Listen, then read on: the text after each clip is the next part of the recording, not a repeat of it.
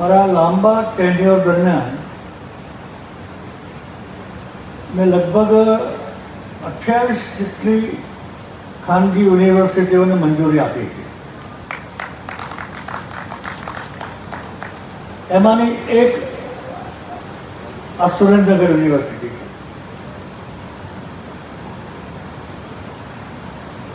પણ એમાંની ઘણી યુનિવર્સિટીઓના ટ્રસ્ટો ખૂબ સમૃદ્ધ, સુખી, ઇન્ફ્રાસ્ટ્રક્ચર ઘણા એના પ્રમાણમાં યુનિવર્સિટી જુનિયર. પણ આજે પ્રત્યક્ષ સાક્ષી બનીને એવું હું ચોક્કસ સર્ટિફિકેટ આપી શકું કે એવા સિનિયરથી પણ સિનિયર આજે યુનિવર્સિટી સાબિત થયા. એની પાછળ મહેનત છે. અહીંયા તો એક કહેવત છે ને કે દરેક પુરુષને સફળતા પાછળ એક વુમન હોય છે. અહીંયા વુમનની સફળતા પાછળ એક મેન છે. આવું ભાગ્ય બનતું હોય એટલે એમને હું ખરેખર અભિનંદન આપું છું.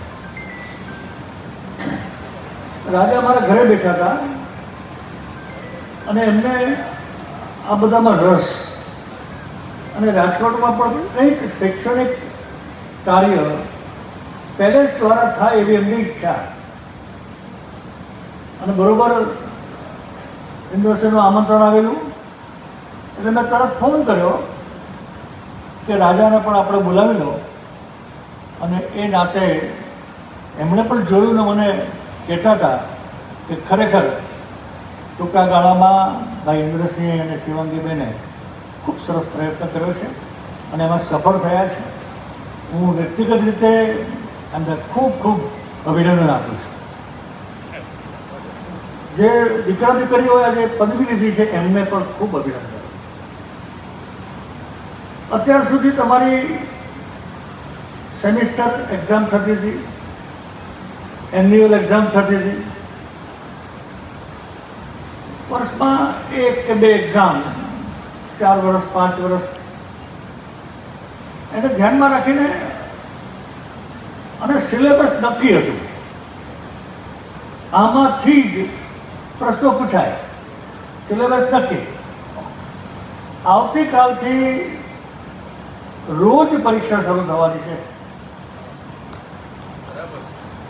અને સિલેબસ અનનોન સિલેબસ થવાનું છે. Syllabus unknown. કૌટુંબિક આવશે, સામાજિક આવશે, ક્યાંથી આવશે, શું આવશે, આ બધાને તમારે ફેસ કરવાના છે. અને જ્યારે ફેસ કરવાના આવે ત્યારે હું હંમેશા આવા કાર્યક્રમમાં વિદ્યાર્થીઓને ટિપ્સ આપતો હોઉં છું કે તમારા જીવનમાં આ બધા જ સંભવિત પ્રશ્નો, સમસ્યાઓ એનો સામનો કરવો પડશે. સામનો કરવો હશે, સફળતાપૂર્વક એમાંથી પાસ થવું હશે. લલિત કુમાર શાસ્ત્રીજીએ કહ્યું કે કોઈ પણ સમસ્યા આવે છે ને તો એ ઉકેલ લઈને આવે. હું પણ એક અનુભવી તરીકે તમને કહું છું.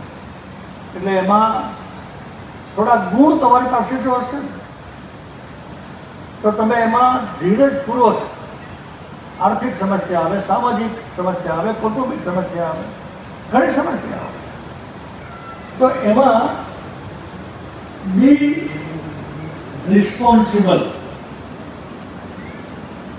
આપણે બધા જગદીશભાઈ સાંભળવાના છે એટલે આને હું એલોબરેટ નથી કરતો.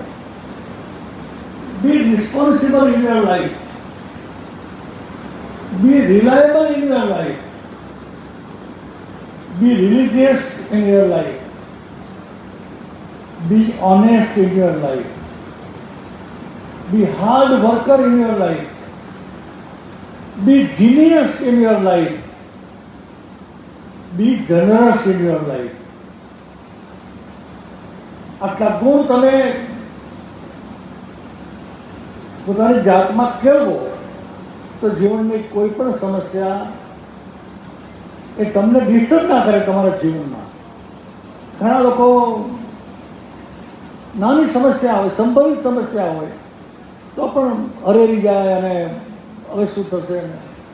પણ મેં તમે જે ટિપ્સ આપી એમાં લગભગ ઈશ્વરે બધા ગુણ માણસમાં આપેલા હોય છે, બધામાં આ બધા જ ગુણ.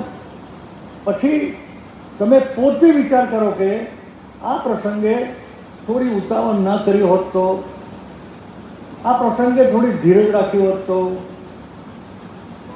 જોબમાં કલીગની વિશ્વસનીયતા કેળવી હોત તો, આ કામ મેં જવાબદારીપૂર્વક કર્યું હોત તો, એમાંથી પોતે પોતાનો શિક્ષક બને છે. વેદ વ્યાસે પણ આ જ દિશામાં, સંસ્કારની દિશામાં ખૂબ સરસ વાત કરી હતી. ક્યારેય હિંમત ના હારતા મિત્રો, ક્યારેય. 7 વર્ષ પહેલાનો એક કિસ્સો છે. ઉત્તર પ્રદેશ લખનૌથી એક ટ્રેન રાત્રે ઉપડે છે દિલ્હીની. એમાં મહિલાનો કોચ હોય છે. તો એક અરુણિમા સિન્હા નામની એક દીકરી એ મહિલા કોચમાં બેસી જાય છે દિલ્હી જવા માટે. તો મહિલા કોચ હોવા છતાં અસામાજિક તત્વો એમાં ચાલતી ગાડીએ ચડી જાય છે અને હેરાનગતિ શરૂ કરે છે. આ દીકરી બસ ના થઈ અને ચાલુ ગાડીએ પડતું મૂક્યું. હવે તો ડબલ લાઈન થઈ ગઈ છે, સામે પડી. એક ટ્રેન, 2 ટ્રેન પસાર થઈ, 2 પગ કપાઈ ગયા. થોડી રાહત થઈ એટલે એક રેલવેની વ્યવસ્થા હોય છે, એક લાલટેન વાળો કોઈ મજૂર એ ત્યાં ફરતા ફરતા જોયું કે એક દીકરી તરત પેટ્રોલ મગાવે છે, લઈ જાય છે. એનેસ્થેસિયા સિવાય પ્રાથમિક સારવાર મળે છે. પછી લખનઉ લઈ જાય છે. 1 વર્ષ વીતે છે.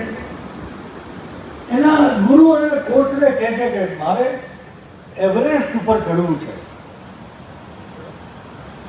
પેલા ગુરુ કહે છે કે બેટા તારા 2 પગ કૃત્રિમ છે અને તું કેવી રીતે એવરેસ્ટ સર કરવાની છે.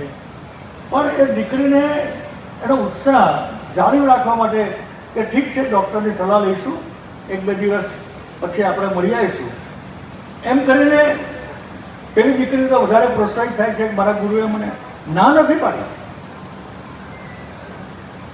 2 વર્ષ પસાર થાય છે પછી દીકરી હિંમત કરે છે. બરોબર, સાંભળજો.